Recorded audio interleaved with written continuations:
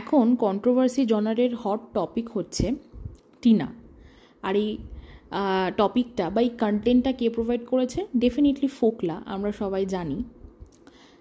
এবার এই প্রসঙ্গে অনেকেই বলছে যে টিনার পরিবার নিয়ে অনেক কিছু বলছে, যে ভালো পরিবার না, মানে খারাপ পরিবার, ঠিক আছে, কোনো শিক্ষা দীক্ষা নেই, ভদ্রতা নেই।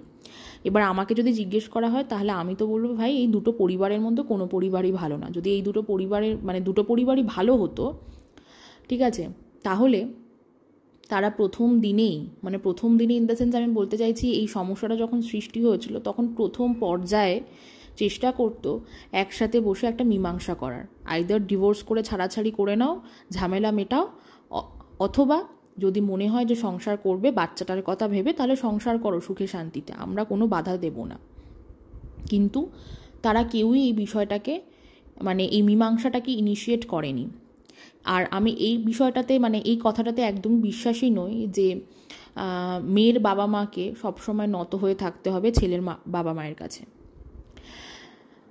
আর যদি এইটা বলেন যে জলপাইগুড়ির কাকু কাকিমা তো গিয়েছিল একটা মীমাংসা করতে, সংসার জোড়া লাগাতে, মিস্টার অসহায় ভিডিওর মাধ্যমে ডেকেছিল, রিকোয়েস্ট করেছিল ফিরে আসার জন্য, একদম ভোগাস কথা, একদমই ভোগাস কথা, ঠিক আছে। আমাদের সবার পরিবার আছে, আমাদের পরিবারে বা কোনো ভদ্র পরিবারে যদি কোনো রকম কোনো ঝামেলা অশান্তি সৃষ্টি হয়, তাহলে সেই ঝামেলা অশান্তি কি রাস্তায় পাবলিক প্লেসে গিয়ে 10টা-5টা মানুষের সামনে গিয়ে হাতাহাতি কাদা ছোড়াছুড়ি করে ঝামেলাটা বাড়ানো হবে, নাকি ক্লোজড ফোরাম বা 4টে দেওয়ালের মধ্যে বসে মাথা ঠান্ডা করে ভদ্রভাবে একটা মীমাংসায় আনার চেষ্টা করবে? কোনটা? সুতরাং এই দুটো পরিবারই তাদের ভুলের জন্য আজকে বিষয়টাকে এই কাদা ছোড়াছড়ির পর্যায়ে নিয়ে গেছে। তাই সেই দিক দিয়ে আমি দুটো পরিবারের মধ্যে কোনো পরিবারকেই ভালো বলবো না। আচ্ছা, এবার আসি আর একটা কথায়, সেটা হচ্ছে রিসেন্টলি ইন দ্য সেন্স আজকেই একটা ভিডিও দেখলাম, ভিডিও দেখে জানতে পারলাম, মানে যার ভিডিও দেখলাম তার কাছেও আর কি ফোকলার কল রেকর্ডিং আছে, বোঝা গেল। তো সে বলছে যে ফোকলা নাকি বলেছে, সেই কল রেকর্ডিংয়ে শোনা গেছে যে ফোকলা বলেছে যে টিনা নাকি সৌমালিকে ভায়া মেল অ্যাপ্রোচ করেছিল, কিন্তু সৌমালি কোনো রকম কোনো রেসপন্স দেয়নি, আর জীবনে কোনো দিন দেবেও না। তো যাই হোক, তো সৌমালি কোনো রকম কোনো রেসপন্স দেয়নি, ঠিক আছে। আর একটা কথা, সেটা হচ্ছে টিনার ব্র্যান্ড প্রমোশনের কাজ নাকি ফোকলা করতো। প্রথমত এটা আমি একেবারেই বিশ্বাস করি না যে ফোকলা টিনাকে ব্র্যান্ড প্রমোশনের কাজ এনে দিত বা করে দিত, মানে করে হয়তো দিতে পারে যে মিলগুলো ম্যানেজ করা, রেট বা কস্টিং নেগোশিয়েট করা, কিন্তু এনে দেওয়াটা ফোকলার দ্বারা কোনোদিনই সম্ভব নয়। কারণ এই যে ব্র্যান্ড প্রমোশনের কাজ যে ব্র্যান্ডরা বিভিন্ন ইনফ্লুয়েন্সার বা কন্টেন্ট ক্রিয়েটারদেরকে দেয়, তাদের একটা টিম থাকে, একটা মিডিয়ার টিম থাকে যারা কিনা এই কাজগুলো করে, ঠিক আছে। কাজগুলো করে কিভাবে করে? তাদের সেই পার্টিকুলার প্রোডাক্টের যে টার্গেট অডিয়েন্স, মানে সেই টার্গেট অডিয়েন্স কোথায় থাকবে, টিয়ার 1-এ থাকবে না টিয়ার 2-তে থাকবে না টিয়ার 3-তে থাকবে, সেই টিয়ার 1, টিয়ার 2, টিয়ার 3 অনুযায়ী তারা সেই সমস্ত কন্টেন্ট ক্রিয়েটারদেরকে চুজ করে, ঠিক আছে। এবার টিনা যে সমস্ত প্রোডাক্টগুলো প্রমোশন করে, সেই সমস্ত প্রোডাক্টগুলোর প্রমোশন আমি দেখেছি আরও টিনার মতো আরও যে সমস্ত কন্টেন্ট ক্রিয়েটাররা আছে যারা কিনা টিয়ার 2, টিয়ার 3 সিটিজে থাকে, ঠিক আছে, তারাও এই সেম ব্র্যান্ডে প্রমোশন করে। তার মানে এই সমস্ত ব্র্যান্ডগুলো টিয়ার 2, টিয়ার 3 সিটিজের কন্টেন্ট ক্রিয়েটারদেরকে নিজে থেকেই অ্যাপ্রোচ করে। আর টিনার মেল আইডি তো পাবলিকালি প্রোভাইড করাই আছে, ঠিক আছে। তার উপর টিনা যেহেতু একটা ভ্লগার, ওর যথেষ্ট একটা ভালো সাবস্ক্রাইবার বেস আছে, একটা অ্যাভারেজ এনগেজমেন্ট আছে ওর ভিডিওতে, ওকে দেখতেও সুন্দর, তো সেই কারণে ব্র্যান্ডরা অ্যাপ্রোচ করেছে টিনাকে। সুতরাং ব্র্যান্ডরাই টিনাকে অ্যাপ্রোচ করতো ফর দ্য ব্র্যান্ড প্রমোশন বা ইনফ্লুয়েন্সার মার্কেটিং। এইবার ফোকলাকে যদি ব্র্যান্ড প্রমোশনের কাজ এনে দিতে হয়, তাহলে ওকে ডিরেক্টলি সেই মিডিয়া টিমের সাথে যোগাযোগ করতে হবে। ফোকলা যদি লম্বা হাত হতো, মানে এত লম্বা হাত হতো, তাহলে ও নিজের জন্য একটা ভালো কাজ আগে জোগাড় করতে পারতো, ঠিক আছে। আর একটাভাবে জোগাড় করা যায়, সেটা হচ্ছে যে এই সমস্ত ব্র্যান্ডের ওয়েবসাইটে গেলে, তাদের কন্ট্যাক্ট অপশনে গেলে একটা মেল আইডি প্রোভাইড করা থাকে, ঠিক আছে, যেটা কিনা বেশিরভাগ ক্ষেত্রেই অ্যাডমিন প্যানেলে মেলটা যায়। এবার সেখান থেকে যার যেরকম যে টিমের সাথে আর কি যোগাযোগ করার দরকার, তারা সেই টিমের মেল আইডি মানে তার রিকোয়ারমেন্টের সব রিকোয়ারমেন্ট শুনে সেই রেলিভেন্ট টিমের মেল আইডি প্রোভাইড করে দেয়, ঠিক আছে, মেল আইডি বা ফোন নাম্বার প্রোভাইড করে দেয়। এই ক্ষেত্রেও ফোকলার যদি এত বুদ্ধি থাকতো তাহলে ওই যে ফোকলা নিজের জন্য একটা ভালো কাজ ঠিকই জোগাড় করতে পারতো, ওকে আর 18 ঘন্টার ডিউটির কাজ করতে হতো না, ঠিক আছে।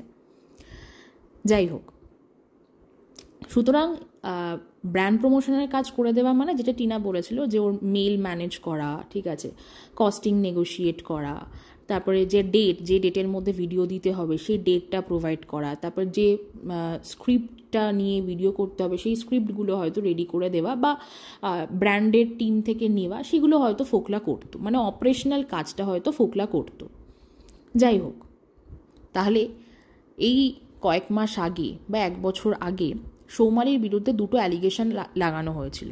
প্রথমটা হচ্ছে যে সৌমালি নাকি টিনাকে তার লিগ্যাল প্রসিজিওরে হেল্প করছে, সেটা ডেফিনেটলি সেবক দাদা কোথাও একটা বলেছিল, সেখান থেকেই বিষয়টা চারিদিকে মানে রিউমারটা চারিদিকে ছড়িয়েছে। আর একটা কথা বলা হচ্ছিল যে সৌমালি নাকি টিনাকে ব্র্যান্ড প্রমোশনগুলো এনে দিচ্ছিল, ঠিক আছে। এবং এই দুটো কথার ওপর বেস করে সৌমালিকে কনজিকিউটিভলি প্রায় 2-3 মাস ছিঁড়ে কুটে খাওয়া হয়েছে। তারপরও মাঝে সাঝে সৌমালিকে নিয়ে বলা হয়েছে, কিন্তু এক টানা 2-3 মাস ধরে সৌমালিকে প্রচণ্ডভাবে হ্যারাস করা হয়েছে, তাকে রীতিমতো সাইবার বুলি করা হয়েছে, ঠিক আছে। তার হাজব্যান্ড, তার ছেলে, কাউকে বাদ দেওয়া হয়নি। তার হাজব্যান্ড যথেষ্ট ওয়েল কোয়ালিফাইড, ঠিক আছে, তাকে বেকার বলা হয়েছে, তার নাম থুনথুন দেওয়া হয়েছে, সৌমালির নাম রুমালি দেওয়া হয়েছে, সৌমালির ছেলেকেও বাদ রাখা হয়নি, মানে কাউকে ছাড়েনি, ঠিক আছে। সৌমালির শ্বশুরবাড়ির লোক, ঠিক আছে, সৌমালির সাথে সৌমালির শ্বশুরবাড়ির সম্পর্ক আছে কি নেই, মানে একদম পুরো পোস্টমর্টম করেছে, ঠিক আছে। এবার সেই সময় যখন এই সৌমালিকে নিয়ে ছিঁড়ে কুটে খাওয়া হচ্ছিল, তখন এই কন্ট্রোভার্সি ভিডিওগুলো মানে যে সমস্ত কন্ট্রোভার্সি ক্রিয়েটাররা মিস্টার অসহায়ের হয়ে ভিডিও করতে এবং সৌমালিকে মানে পুরো নাঙ্গা করেছিল, তাদের ভিডিও কিন্তু মিস্টার অসহায়ের মা এবং বাবা দুইজনেই দেখে, ঠিক আছে। এবং কয়েকদিন আগে টুনি দিদার একটা ভিডিও থেকে জানতে পারলাম, মানে এই যখন মিস্টার অসহায় সমস্ত কাচ্চা চিঠা খুলছিল আস্তে আস্তে, তারই ভিডিও থেকে বেরিয়ে আসছিল বিভিন্ন জিনিসপত্র, তখন টুনি দিদা একটা ভিডিও করেছিলেন এবং তখন উনি বলেছিলেন যে মিস্টার অসহায়ের মা নাকি তাকে বলেছে যে সে এবং আরও কিছু কন্ট্রোভার্সি ক্রিয়েটাররা নাকি মিস্টার অসহায় এবং তার ফ্যামিলিকে খুব সেরকম একটা ভালোবাসে না বা ততটা ভালোবাসে না যতটা কিনা সীমা আন্টি ভালোবাসে। এবার তার কারণটা কি? কারণ সীমা আন্টি তো রীতিমতো অফেন্সিভ ল্যাঙ্গুয়েজে টিনাকে নিয়ে ভিডিও করতো, সেই সমস্ত কথা বলতো যেই সমস্ত কথাগুলো কিনা তাদের মনের কথা ছিল, তারা বলতে পারছিল না, কারণ তাদের তো আবার একটা ইমেজ মেনটেন করার ব্যাপার ছিল না। ভোলা বালা গ্রামে সাদা সিধা পরিবার, কিচ্ছু জানে না, ভাজা মাছটাও উল্টে খেতে জানে না, এরকম একটা ইমেজ পোর্ট্রে করার দরকার ছিল। তো তারা যে সমস্ত কথা বলতে চাইছিল বা মনে ছিল সেই কথাগুলোই সীমা আন্টি তার কন্টেন্ট পারপাসে বলছিল, তাই তাদের কাছে সীমা আন্টি ভীষণ ভালোবাসার পাত্রী হয়ে উঠেছিল। আর বাকি কন্ট্রোভার্সি ক্রিয়েটাররা যারা কিনা অতটাও অফেন্সিভ হতে পারছিল না, তারা অতটাও ভালোবাসার জায়গায় ছিল না আর কি, ঠিক আছে। তার মানে এখান থেকে এটা প্রমাণিত হচ্ছে যে মিস্টার অসহায়কে নিয়ে যারা যারা ভিডিও করতো তাদের সবার ভিডিও মিস্টার অসহায়ের মা এবং বাবা দুইজনেই দেখতেন বা এখনও দেখেন। তো এই সমস্ত কন্ট্রোভার্সি ক্রিয়েটাররা তাদের রুচির বাঁধ ভেঙে কোনো ক্রিয়েটার তো সৌমালিকে নিয়ে জঘন্যতম ভিডিও করেছে, আর কিছু কিছু কন্ট্রোভার্সি ক্রিয়েটাররা সৌমালিকে নিয়ে যথেষ্ট বাজেভাবেই নেগেটিভ ভিডিও বানিয়েছে। তো তাদের ভিডিও নিশ্চয়ই সেই লীলা দেবী এবং নিরানন্দ দাদু দেখেছিলেন, কিন্তু তখন তারা কি কোনো প্রোটেস্ট করেছিল? তারা মিস্টার অসহায়ের মা মানে লীলা দেবী যদি কাউকে ফোন করে এটা বলতে পারে যে তুমি আমাদেরকে সীমার মতো ভালোবাসো না, তাহলে নিশ্চয়ই সে এটাও বলতে পারতো যে আমার মেয়েটাকে নিয়ে কিছু বলো না গো, মানে টুনি দিদাকে নয়, যারা যারা আর কি সৌমালিকে নিয়ে বাজে বাজে ভিডিও বানাতো ইনক্লুডিং সীমা আন্টি। তাহলে এটা তো বলতেই পারতো যে আমার মেয়েটাকে নিয়ে কিছু বলো না। কেন বলেনি তখন তার মাতৃত্ব কোথায় ছিল? কারণ এই পুরো কন্ট্রোভার্সি টপিকটাতে মাতৃত্ব নিয়ে প্রচুর কথা উঠে আসে, কারণ ডেফিনেটলি টিনা একটা ভুল করেছে, ওর ছেলেকে রেখে এসেছে 1.5-2 বছর ধরে, ছেলের মুখ তো দেখেইনি, ছেলের কোনো কথাও বলেনি, ঠিক আছে, তো ডেফিনেটলি সেটা ভুল।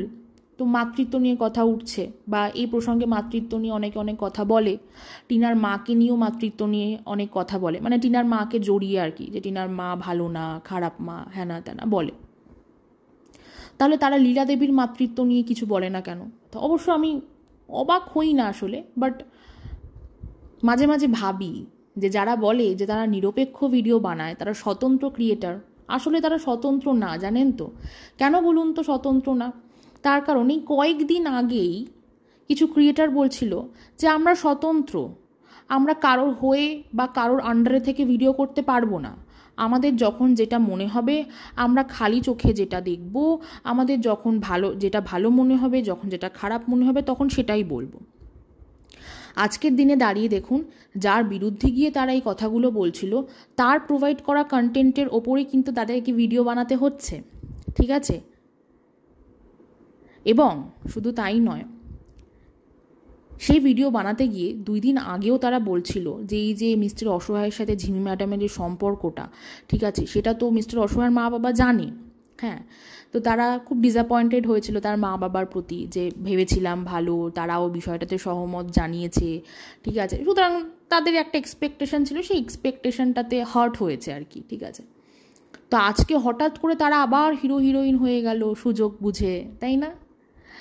হঠাৎ করে তারা খুব ভালো পরিবার হয়ে গেল, এরকম পরিবার তো হয় না, লাখে একটা পরিবার হয়ে গেল। কেন বলুন তো? কারণ ওই পরিবারটাকে নিয়ে আবার যদি খারাপ কিছু বলা হয়, তখন এই যে র কন্টেন্টগুলো আসছে সেগুলো তো আর আসবে না, আসা বন্ধ হয়ে যাবে, তাই বলা যাবে না। তাই তাদেরকে যত পারো তেল লাগাও, মাখন লাগাও, ঘি লাগাও। এটাকে আর যাই হোক নিরপেক্ষ কন্টেন্ট বলা যায় না। নিরপেক্ষতা মানে এই নয় যে আমি একজনকে ভালো বলতে গিয়ে আর একজনকে খারাপ করব, ঠিক আছে, এটা নিরপেক্ষতা হয় না। নিরপেক্ষতা মানে আমি 2 দিকেরই ভালো খারাপ দুটোই বলবো সমানভাবে। তো যাই হোক, তো এই বিষয়ে আমার মানে খুব ডাউট যে কোথায় কোথায় তারা কেন লীলা দেবীর মাতৃত্ব নিয়ে প্রশ্ন তুলছে না, বা লীলা দেবীর মাতৃত্ব নিয়ে কিছু বলছে না, কেন বলছে না? কারণ একটা কথা তো বারবার উঠে আসে এই প্রসঙ্গে, মাতৃত্ব প্রসঙ্গে, বা অনেকেই বলে, বারংবার বলে যে কুসন্তান তদাপি হয়, কুমাতা কদাপি নয়। তাহলে সৌমালি ধরে নিচ্ছে ভীষণ খারাপ, একদম খারাপ সন্তান, মা বাবাকে সবার সামনে নিচু করেছে, ইনসাল্ট করেছে। কিন্তু লীলা দেবী আর নিরানন্দ দাদু, তারা তো মা বাবা, তারা জন্ম দিয়েছে, পৃথিবীর আলো দেখিয়েছে। তারা কি করে কুমাতা কুপিতা হলো? তাদের কি কোথাও কষ্ট লাগেনি যে তাদের মেয়েটাকে নিয়ে ছিঁড়ে কুটে খাওয়া হচ্ছে? হ্যাঁ, মিস্টার অসহায় বলেছে যে তার দিদিকে নিয়ে যেন কোনো ভিডিও বানানো না হয়, কিন্তু সেটা রিসেন্টলি, এই কয়েক মাস আগে, যখন তাকে নিয়ে কন্ট্রোভার্সি তুঙ্গে ছিল, তখন একবারের জন্য বারণ করেনি। কেন বারণ করেনি বলুন তো? মাতৃত্ব হারিয়ে গিয়েছিল নাকি কান চাপা দিয়ে রেখেছিল? স্বতন্ত্র ক্রিয়েটার, হ্যাশট্যাগ স্বতন্ত্র ক্রিয়েটার। আজকেই চন্দ্রিল ভট্টাচার্যর একটা ভিডিও দেখছিলাম, তার যে চ্যানেলটা আছে ডাক বাংলা, সেইখানে একটা ভিডিও আছে, আপনারাও দেখতে পারেন। সেটা হচ্ছে যে অন্যায়ের ছোট ভাই। তো সেই ভিডিওর শেষের দিকে উনি একটা দারুণ কথা বলেছেন। সেটা হলো যে পৃথিবী যখন উচ্ছন্নে যাচ্ছে, বা আমরা যখন বুঝবো যে পৃথিবী উচ্ছন্নে যাচ্ছে, তখন কি কি কারণে উচ্ছন্নে যাচ্ছে না, এই কারণে উচ্ছন্নে যাচ্ছে। কিন্তু তার পাশাপাশি এমন অনেক ছোট ব্যাপার আছে যেগুলো চট করে আমাদের চোখে পড়ে না, কিন্তু সেইগুলো যাতে আমাদের চোখে পড়ে সেই অভ্যাসটাও আমাদের করতে হবে। তাতে করে পৃথিবীকে আমরা উচ্ছন্নে যাওয়া থেকে রোধ করতে পারবো কি না সেটা বলাটা শক্ত। আমার ভিডিওটা এত অবধি থাকলো। আমার কথাগুলো ঠিক লাগলো না ভুল লাগলো অবশ্যই আপনারা কমেন্ট করে জানাবেন। সবাই খুব ভালো থাকবেন। Thank you.